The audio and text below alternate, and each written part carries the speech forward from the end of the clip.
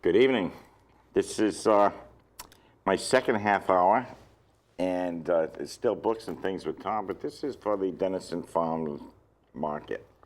And we're trying to get people to stop down there. It's on Pequot Seapost Road, 120 Pequot Seapost. The market starts, when does it start? Starts June 7th. June 7th. And what we're trying to do is get you to know the farmers that are down there, the vendors, what they sell, and whether it's genetically modified or if it's natural grown, because we don't want to do any GMOs. Anyway, well, this will be our last one in the series, and so I want to welcome Ron Haider. Thank you. Glad to have you. Now, Ron has a farm in Franklin. Yes.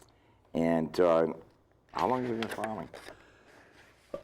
35 years, 40 years, all my life just about, I mean, So, but I've been able, since I moved to Connecticut, where they have farmers markets and everybody doesn't grow their own stuff, I've actually developed, more of a business end of it. Yeah. It's so nice to have another person on with a cowboy hat. Well, I wear one most of my life also. I like yours. Anyway, so what do you grow? I grow vegetables, which are all certified organic, I just don't use the word organic like most people do. Yeah. I have to jump through all the hoops, and so I'm certified organic on my vegetables. My hay fields are all certified organic, and I do not jump through the hoops to certify my beef and pork, just because I'm not much into paperwork. Yeah. So I just, I mean, they're on an organic farm, so therefore, but sometimes it just gets a little overwhelming with paperwork. Yeah. So I think that's the government's way to make sure that they get a good paycheck, because they have to make sure that you get a lot of work to do. That's true. That's true. Everybody's got to keep their job. Yeah. You've got to prove your worth. Now, you also have, you mentioned dairy. What do you have? Cows, but not dairy cows. No, I have beef cows. Beef cows. So I sell beef by the pound. Yeah. I do sell half or whole beef, but there's a waiting list because I'm just a small farm. Yeah. And I don't wish to, I can't feed. I don't want to buy feed from my cows. Yeah. So therefore, I produce everything on the farm that I sell. And all the best grown hay. Yes. And it's certified hay. It is certified, actually. So yes, even the cows are eating well. The cows are eating well. My cows are fat. Matter of fact, some of the butchers say they're a little too fat. But hey, they're happy. They don't get out, and I don't need fences. That's cool. And how many do you have? I have 3 cows with calves on them right now. Ah. And I have, the pigs, I've got 4 sows, Wow. which I'll be breeding, so I'll have fall pigs to sell. Now, I do take orders for, and then raise pigs for people for butcher. Yeah. That I do, because it's a short process. That's great. What time does your day start in the morning? I was afraid you were going to ask that, I mean, that's something farmers are supposed to know, but it starts, I normally get up around 4:30 or 5. Yeah. And like during the summertime, it's light. Yeah. So, but my day starts with whatever the animals, if the animals are all where they belong, then my day doesn't start until I go to the garden. Ah. But there's many times that I walk out the door and I'm greeted with 4 cows. Oh, geez. And then my day starts right now in a hurry. So, Yeah, with the cows. yeah, well, they got out somewhere, and so therefore, usually by accident, Yeah. because they know where their feed is. So, and same thing with the hogs. They just root under the fence, and all of a sudden you got a 400-pound hog will roam in the neighborhood. And you're not going to pick them up and move them back. No. The people don't like it on their fancy lawns. I don't mind. It's weed control. That's true. So you just have the cows and pigs. I have chickens, but chickens you know, too? I just have the eggs, and okay. most of my chickens, they produce eggs. I don't sell them for meat, and they just live a happy life until they die, and they give me the eggs, and I feed them and take care of them, and so yes. But right now, I don't have very many, so I don't talk about selling eggs because I don't have that many. Yeah. Now, what kind of produce are you raising? Well, I raise everything, you know, conventional. Last year I started raising organic sweet corn for the first time. I planted a 1/4 acre. And that's a whole nother job trying to pick it and get it to the market and you know. And hope the deer don't eat it up before you do it. Well, actually, you know, I don't have deer fences or anything, and you know, they get their fair share, but it's okay. Usually during the summertime, there's enough food. It's in the fall of the year that the deer come to visit me, or the spring, like right now. Yeah. I have all my lettuce and everything covered with floating row cover. Floating road cover. Floating row. Row. Over the row. Yeah, it's a white okay. stuff that the rain and light goes through. But it keeps it. It's like little mini greenhouses. It warms them up just a couple of degrees. Yeah. And you know, it keeps the deer out of them until they're big enough. Because they can eat you out of house and home. Yes. Suddenly you don't have anything. No, well, no. One night you do, and the next morning you don't. Yeah. That's very true. See, that was pretty. You know. Now, how many acres do you have? I have 33 acres, about 17 acres of hayfield, 4 or 5 acres of pasture for the cows because the cows are on pasture, 10 or 12 acres of woods, and then an acre of my garden and my greenhouse and stuff. And you work it all alone? Yes, I do. Yes, I do. The wife helps sometimes, but she doesn't, well, she helps. She's a good weeder, and she goes to the markets, and she's an excellent salesperson. And she's got other things to do. Yes, she does. Yes, like she does. cooking for you and stuff like that. Yes, yes. And she's real not fond of the animals dying. Oh, yeah. So therefore, that's very, very hard for her. You can't make pets out of them. Well, I name mine. I mean, I don't have that problem. Yeah. I mean, it's like I got one big sow right now. Her name's Whitney. We actually raised her from a bottle, 11 of them. The mother tried to eat me and her little ones, and I was there when she was giving birth, so I put them all in a dog crate. And the wife was at work, so I called her. She came home, and from hour one, we raised 11 pigs in the house. Wow. You know, and we saved them all. The vet even said that was quite unusual, because pigs don't take the bottles real well. But I still have one of them, and you know, unfortunately, she's a fun pig, and I don't know what's going to happen. But I'm going to try to breed her again this summer, or actually this month if she comes in. She may be a permanent member of the family. No, she'll go to sausage. You know, but that's the life of a farmer. I mean, you know, the whole idea of it is that you're raising stuff that's good for you and good for the people that partake of it. So you don't have any GMOs? No, I'm certified organic, so I can't. So you know, it's kind of. But GMOs, people don't realize it's funny the questions that I get, and I don't study the scientific end of it. You know, I just know that they're starting to ban them in Europe. Oh yeah. And anything that you can plant and then spray Roundup over, which is a weed killer, it can't be all that good for you. No. And but no, being certified. All my seed are GMO. A lot of people do not realize that the seed catalogs, you have no idea there's more GMOs out there in broccoli and cauliflower and all that stuff than you realize. They say Monsanto owns 90% of the seeds. Yes, I can well believe that. Yeah, that's what I understand. But they're starting to suffer because they're, a lot of the companies are getting rid of them. Was it Chipotle just announced that all of their foods now are going to be without the GMO products. That's very true. That's very good if we could go back to the old-fashioned stuff. Yeah. And I think that's what we're doing. And that's one of the reasons I'm trying to do this show is that to get people to understand what you guys do, how much work it is, and to make it all generic food that isn't killing anybody.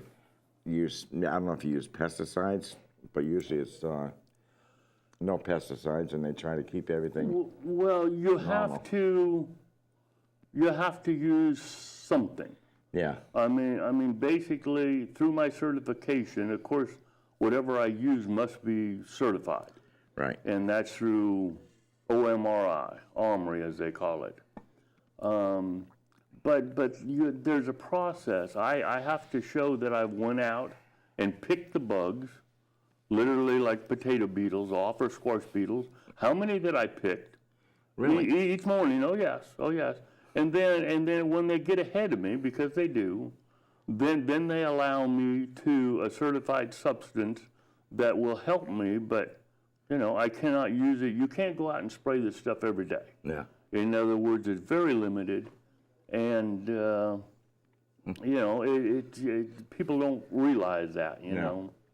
So. And the other thing I've noticed now is that they're starting to remove the hormones in the antibiotics. Antibiotics in beef and animals to make them grow, and they did that, yes, and they have in the last 15 years, 20 years. Yeah. Actually, I guess I won't mention any product names, but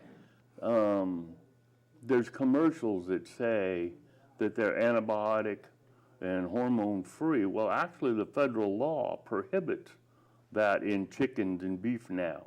I mean, you can give them to them if they're sick. Unless it's done in China and brought Well, that's see, we And that's sell a another lot of story. third world chemicals that are banned here. They Yeah. use them Oh, yeah. in third world, and then we eat the food. Yeah, they send us the food to eat, the stuff that we didn't want to have in the That's first place. exactly right. And that's ridiculous. It's all money. That's what it They is. talk big money. And speaking of money, I know that's, I've heard people say, it's so expensive at the farmer's market. It's, and because some of this stuff, granted, it's a little more expensive than you can buy at one of the local stores. But on the other hand, it's fresh. It's Yes. picked probably same day. And, Yes. and it's Supposed to be. It's supposed to be. And so I think you have to pay a little more for that. Well, that's It's not really a price of doing it. It's just better food. it is better food. And it's more You can- expensive to grow. It's amazing how many people don't realize what a tomato tastes like because they're used to going to Stop and Shop or any supermarket, and they have this beautiful red thing, but it tastes like cardboard. Yeah. It tastes So like when they buy one, they're just amazed that, oh, this is what it tastes like. Yeah. And the other example is if you go into a supermarket and buy a bag of lettuce. Yeah. Okay, pre-cut lettuce that they sell now. Yeah. You take that home, you're lucky if it doesn't go brown and slimy within 2 days. Oh, yeah. I mean, even they say it's fresh and so on and so forth. When you buy it from a farmer at the market, that will last in your refrigerator. It might turn a little brown, but it'll never get slimy. For 5 to 7 days, so that's where the freshness comes in. And when you buy it, otherwise it's, who knows how old it is. Well, that's true. It has to be trucked in from somewhere. Exactly. Just to get there, it's a day. Yep. And corn on the cob, another example. But I think, but you're right about the tomatoes. Oh my God. Those fresh tomatoes are just out of this world. Unfortunately, they don't ripen up the same time the lettuce does. No. So this year or last year, actually, I actually had lettuce and tomatoes from my garden at the same time. Really? Because I got the tomatoes planted early enough, and we had a good year. Yeah. So yeah. I could make a meal out of tomatoes. Matter of fact, when I get them, chop them all up, Yep. make a tomato salad, and that's my dinner. That's a good one. Yeah, it's fresh. That is it. But I can't eat them if we cook them. If you do anything, because the acid after eating Okay. just Yes. burns me. Yeah. But I could sit and eat a dozen tomatoes without any problem. That's true. They do have what I don't know how low, or they claim they're low acid tomatoes, Yeah. the yellow ones. Oh yeah. And you know, I mean, I eat a yellow one, I eat a red one, they taste the same. You know, I mean, so I don't know. I think it's something that, again, somebody in a lab came up with. It says, hey, this has got 1% more or less acid, so we'll. You And know, it's the a nice thing marketing. about the market is there's so many people down there selling so many different products. Yes. Yes. And it's just not, and you're not in competition with anybody. You're selling, everybody's selling basically the same thing, but everybody's friendly. Everybody gets along with everybody. If I sell more tomatoes than you do, you don't get upset. No. But it's a great program. They have food down there. Dot and Dick Wingate were on a couple weeks ago. They sell hamburgers and hot dogs, and so you can get food. You can get some of those tomatoes and walk around eating those. That's right. That's And- right. I actually roast peppers.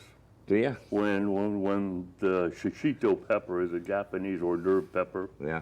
and I bought a roaster, and everybody waits for me to, you know, bring the roaster when the pepper is in, and I roast them for free for people, and they walk around eating them because they're just delicious. Yeah.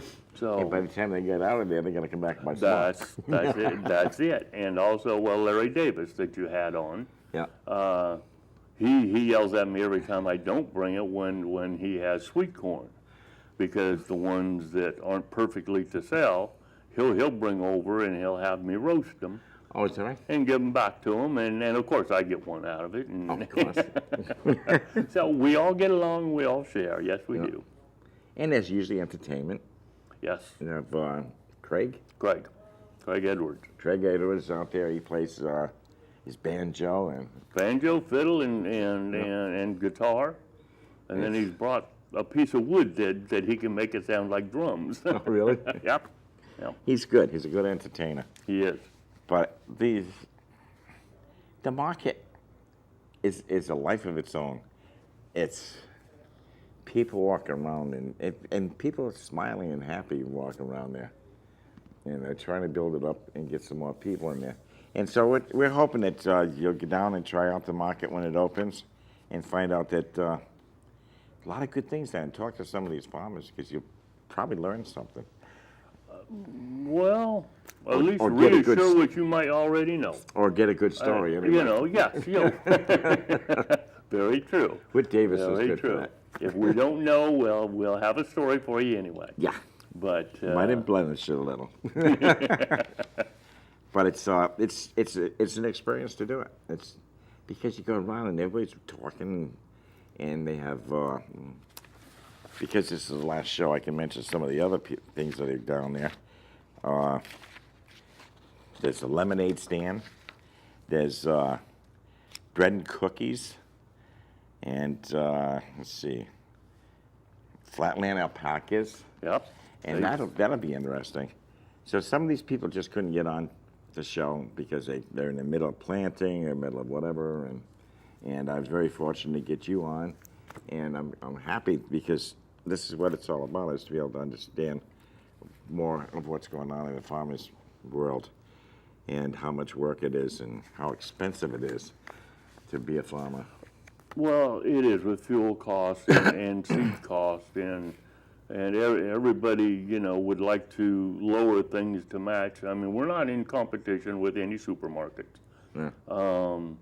Because, you know, it's just like the beef. You know, people would like to buy more of my beef, but I don't wish to have a 1,000,000-acre farm to do that. Yeah. You know, so. Yeah, because the more you do, the more. I like to keep control of everything, and it's a good, healthy life. You eat good, and your friends eat good, and the people that come to the market get the same variety of good, fresh food. And you have no problems probably falling asleep No, I have no problem falling asleep. Not when you're up at 4 o'clock in the morning. Well, I usually go to bed pretty early. You know, you ask when my day's over. Yeah. Well, like this winter, when one of my calves got on the other side of the fence, and there's 2 foot of snow out there.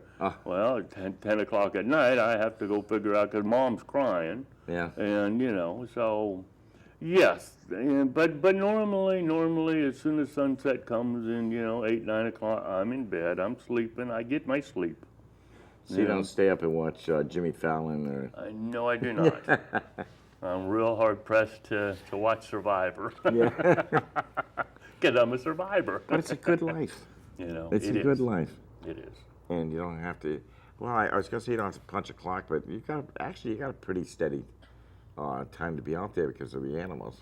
Yes, yes. The animals go by habit. They don't go by a clock. No. And so when they're used to being fed at a certain time, you know, when winter changes and our time changes, you know, then you know, I'm feeding at 4:30 in the afternoon instead of 6. Yeah. That's the only reason, like right now, Yeah. I don't have to be home until this is over but I'll have to go right home and feed And dogs are the same way.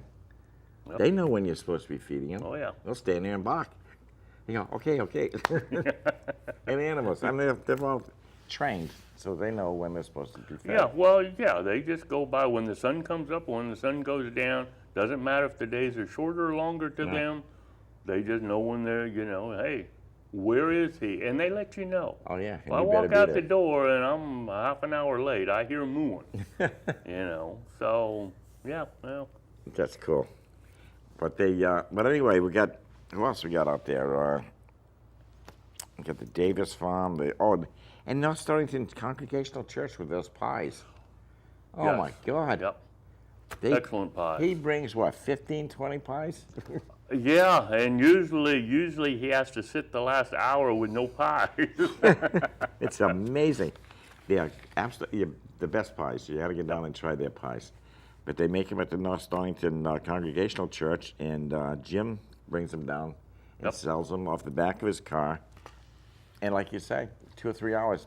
Yeah, yeah. I see. You can, being a vendor, you watch people, and you can tell. You see a customer, and they make a beeline over to Jim because it's Thanksgiving or they're having a barbecue, and you can just tell. Actually, you know when they're coming to buy lettuce, and they know the vendors that they want. Oh, yeah. And they walk around and visit everybody. Yeah. But, you know, and also the guy next to me, Jim Yehoda, Sugar Maple Farms with syrup and honey now. Yeah. Yeah. And, because he's on the bottom of the list down here. No, he's school teacher. Yeah.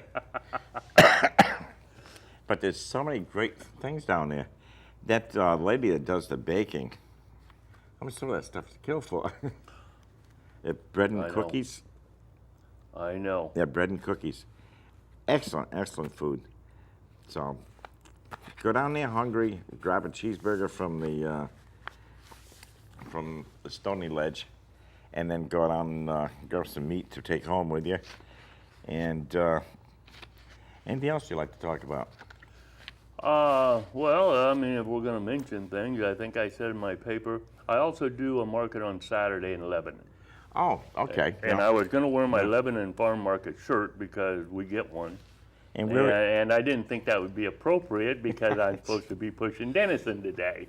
And where is, I'm pushing off Farm Market, Yeah. So where is that one? Well, it's in Lebanon at the Yeah. town hall.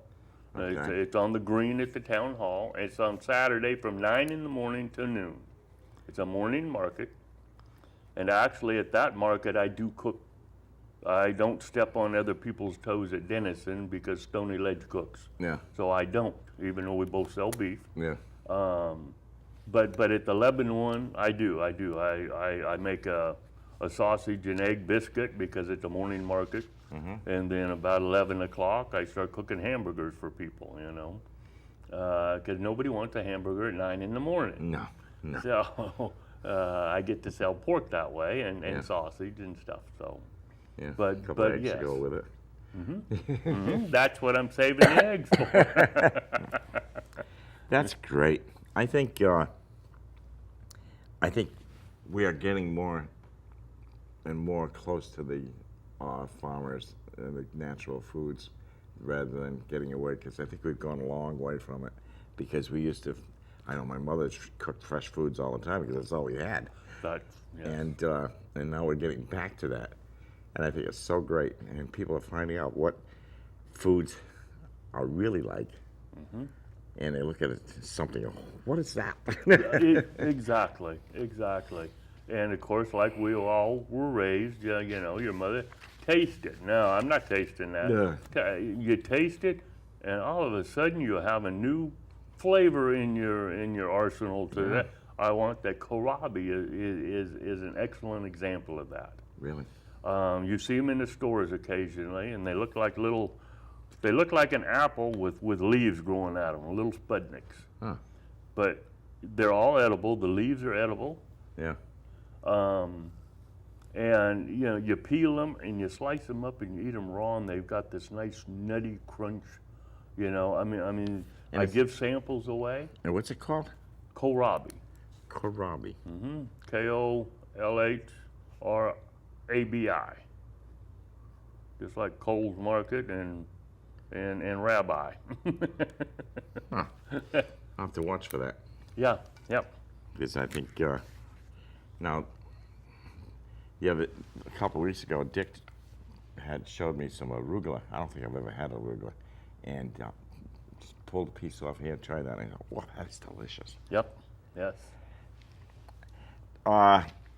There's also another market at the Velvet Mill on Saturday mornings, and in June they will be moving out to the Stonington Town Docks, and a lot of the vendors from the Denison Market are down there also. So might want to try that too. And I'm sure there's other markets all over the place. They're getting more plentiful because people are demanding to get better food. Yes. And I think it's without the farmer, we don't eat. I don't care where it is. I don't care how big he is. Without him, we don't have any food. And anyway, tomorrow night, Pork Deck VFW is having a fish fry, and that's going to be held at the second Monday of every month. And on Mother's Day, there's a big breakfast, so bring your mother down there or send her down or whatever, and have a good breakfast. And if you go to any of these projects, mention me. Tell me you saw them on my Books and Things show. And I really appreciate you coming down. I appreciate you having me. Great. Thank you very much. And if I was doing it again next week, I'd invite you again. You might be hard pressed to get me twice. Yeah. This is a book that I put out a couple of years ago. Gary and I, remember that? Right. And thanks for watching, and send me an email at santostom@comcast.net. You should be reading and cuddle up with a good book, because that's the other half of the thing is books and things. So we're trying to get everybody to read and buy our books. I'll see you next week. Thank you.